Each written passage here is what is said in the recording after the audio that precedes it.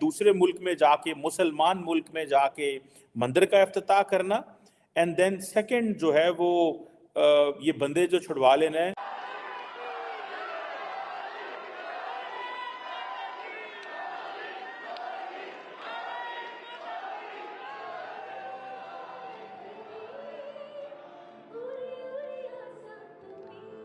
कैसे ये भाईजान उनके हुक्मरान ईमानदार हैं, उनके लिहाज से, हमारे लिहाज से चलो नहीं है, उनके लिहाज से ईमानदार हैं, बस यही बात है। हमारे क्या पॉलिटिशियन का मुकाबला उनके साथ हो सकता है, उनके पॉलिटिशियन उनके हुक्मरानों के साथ? बेशक नहीं हो सकता।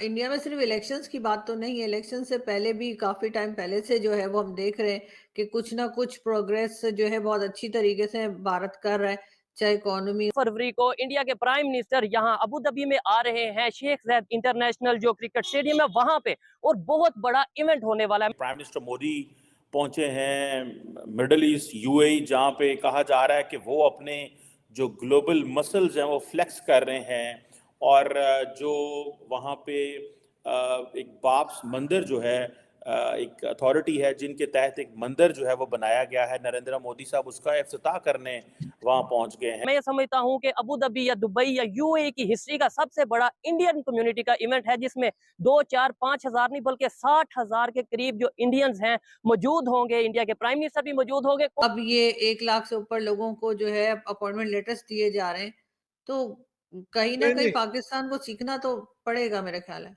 आपने ये कहा था, मुझे याद है मेरे शो पे ही कहा था कि इंडिया जो है वो कतर से अपने जो फॉर्मर रिटायर्ड नेवी ऑफिशियल्स हैं वो छुड़वा लेगा। तो वो आज यही हुआ है कि वो 8 नेवी जो के लोग थे वो आगे हैं। मिडल ईस्ट की हिस्ट्री का पहला मंदिर इनॉग्रेट होने जा रहा है अबू धाबी में, जिसे BAPS बैप्स के नाम से एक ऑर्गेनाइजेशन है, हिंदू ऑर्गेनाइजेशन जो कि जिन्होंने बनाया तो उनका सबसे बड़ा वेपन जो है भारत का, वो कंप्यूटर के ऊपर उनकी स्किल्स है। भारत का सबसे बड़ा वेपन उनका जो है उनका इंस्टीट्यूट ऑफ टेक्नोलॉजी।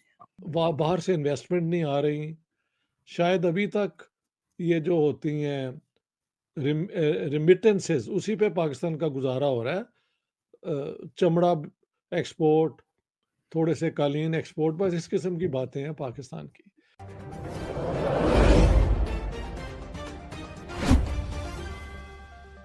वहाँ पे एक बाप्स मंदिर जो है, एक अथॉरिटी है जिनके तहत एक मंदिर जो है वो बनाया गया है, नरेंद्र मोदी साहब उसका इफ्तिताह करने वहाँ पहुँच गए हैं। और एक और बड़ी डेवलपमेंट ये है कि तार साहब आपने ये कहा था, मुझे याद है मेरे शो पे ही कहा था कि इंडिया जो है वो कतर से अपने जो फॉर्मर रिटायर्ड नेवी ऑफिशियल्स हैं वो छुड़वा लेगा। तो वो आज यही हुआ है कि वो 8 नेवी जो के लोग थे वो आगे हैं।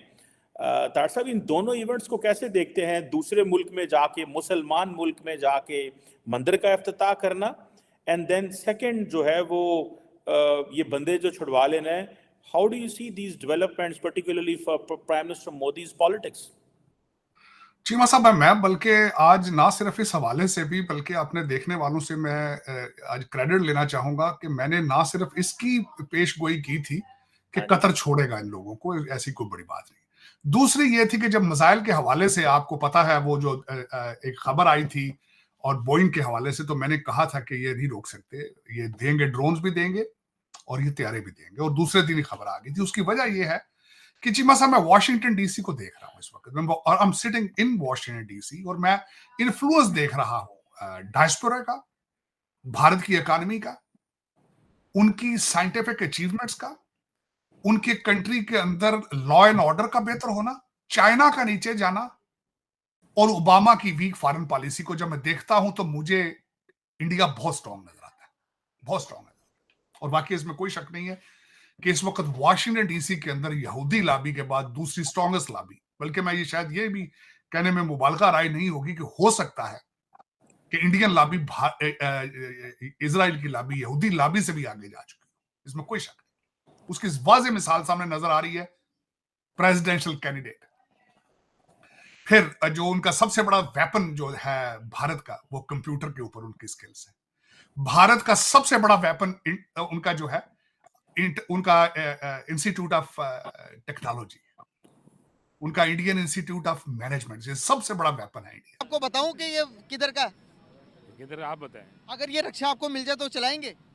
चलाएंगे। इलेक्ट्रिक है, बिजली का ना पेट्रोल की झंझट ना सीएनजी की झंझट, चार्ज करें और चलाते जाएं। ये कितने किलोमीटर चलता है चार्ज ये होगा? 500 तकरीबन 500 किलोमीटर चलेगा एक चार्ज पे। एक चार्ज में? एक चार्ज पे पूरा दिन तो आपका निकल ही जाएगा। हाँ बिल्कुल ठीक दिन है। निकलेगा कि 2 दिन निकलेंगे? 2 दिन निकल जाएंगे, 500 किलोमीटर तो बड़ा है। 2-3 दिन निकल जाएंगे। हाँ अच्छा, वैसे टेक्नोलॉजिकल एडवांसमेंट हम ज्यादा हैं कि हमारे आस पड़ोस के मुल्क ज्यादा हो गए हैं? हाँ, आस पड़ोस के मुल्क ज्यादा हो। टेक्नोलॉजी उनमें ज्यादा है। हाँ उनमें ज्यादा। अच्छा, मैं बताऊंगा आपको तो आप हैरान हो जाएंगे ये किधर का है। हाँ बताएं, चलेंगे बता दूं? बताएं। आप मानेंगे नहीं फिर। चलो बताएंगे तो पता लगेगा ना। ये इंडिया में ही है वाकई में। इंडिया में ही हाँ है। जी।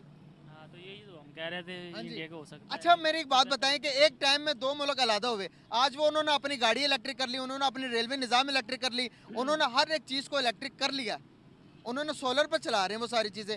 हम क्यों नहीं कर पा रहे? उनके 24 सूबे हैं, पाकिस्तान के सिर्फ 4 सूबे हैं। अच्छा, ठीक है ना, उनका मुल्क बहुत बड़ा है, उनका एक एक सूबा पूरे पाकिस्तान जितना है। अभी तो आप कह रहे थे वो तरक्की नहीं कर रहे। वो तरक्की करने की बुनियाद है ना कि उनको मुल्क बहुत बड़ा है। हाँ। ठीक है ना। हमारा भी छोटा नहीं है, अगर रकबे के लिहाज से बात करेंगे तो हम भी बहुत बड़े, आबादी के लिहाज से बात करेंगे दुनिया के 5वें बड़े मुल्क हैं हम। दुनिया के 5वें मुल्क है, लेकिन इंडिया के मुकाबले भी नहीं है। इंडिया बहुत बड़ा है, ये आपको भी पता है। तो क्या मुकाबला नहीं कर सकते हम उनका? मुकाबला तो कर लेंगे, क्योंकि मुकाबला तो कर सकते हैं। मुकाबला किस में कर सकते हैं हम? मुकाबला टेक्नोलॉजी में, हर चीज़ में कर सकते तो हैं। अभी तक कर नहीं पा रहे, क्या बात है? क्या कहना चाहिए, मुकाबला कर सकते हैं मौजूदा टाइम में कर सकते हैं, क्योंकि इकोनॉमिकल लिहाज से? हमारी जो हुकूमतें हैं ना, वो साथ नहीं दे रही। कि हमें ये दिखाना चाहिए कि हम पाकिस्तान से हैं और हम हमारी नज़र में सबकी इज्जत है। जबरदस्त। और ऐसे ही कोई इंडियन है वो अपने इखलाक से, अपने काम से ये शो करेगा कि भाई मैं इंडिया से हूँ, और वो अगर उसकी रिस्पेक्ट होगी तो वो इंडिया की रिस्पेक्ट होगी। बिल्कुल, अगर एक पाकिस्तानी की किसी भी फॉरेन कंट्री में रिस्पेक्ट होगी तो वो उसकी तो होगी, साथ ही साथ पाकिस्तान का एक पॉजिटिव इमेज वो शो करेगा पूरी बिल्कुल, दुनिया में। और अच्छा इसमें ये एक और बात है जी, कि हम जहां कहीं भी जाएं ठीक है, हमें अपने मुल्क का नाम रोशन नाम रोशन करना चाहिए। हम और- वक्ती फायदा, वक्ती पैसों का सोच के कहीं से फ्रॉड करके निकल जाते हैं, ये नहीं पता वो आपने चंद डॉलर, चंद जो पैसे हैं, चंद दिरहम, वो आपने फ्रॉड तो कर लिया, लेकिन उससे आपके कंट्री का, आपके आने वाले लोगों का कितना इमेज खराब उस होगा वो। बंदे को ये यही पता होना चाहिए कि अगर मैं कोई ऐसा काम करता हूँ हम्म, तो ये सिर्फ मेरा नजरिया नहीं है, मेरे लिए नहीं है, ठीक ये मेरे सारे मुल्क का नाम जो है वो क्योंकि खराब हमारे होगा। पॉलिटिशियंस करते हैं। अब हमारे मुल्क का नाम अगर खराब है, हमारे पॉलिटिशियंस बिल्कुल बिल्कुल ऐसे, बिल्कुल ठीक ऐसे है। कोई अच्छा, इसमें- लास्ट में मुझे बताएं, ऐसा तो नहीं है कि यहाँ पे इकट्ठे रहना मजबूरी है? नहीं नहीं, एक बात है, और वापस दोबारा कंट्री में जाके, क्योंकि यहाँ पे लॉज सख्त हैं, रूल्स हैं, तो यहाँ पे मिल के रहते हैं, कंट्री में जाके फिर वही नफरत वाली सोच हो जाती है पाकिस्तान में। नहीं नहीं, नफरत किसी से इंसान को नहीं करनी चाहिए, नफरत सिर्फ जुर्म से करनी चाहिए। ये चीज है जबरदस्त। इंसान जितने हैं वो सब बराबर हैं, मुजरिम से हमेशा, नहीं। हाँ बिल्कुल, इंसान सब बराबर हैं। हर इंसान को दूसरे इंसान का ख्याल करना चाहिए। ऐसे ही है, और चाहे वो हमारे- किसी भी मजहब से बिलोंग बिल्कुल, करता है। हजरत मोहम्मद मुस्तफा सल्लल्लाहु अलैहि वसल्लम की जात मुबारक ने फरमाया है कि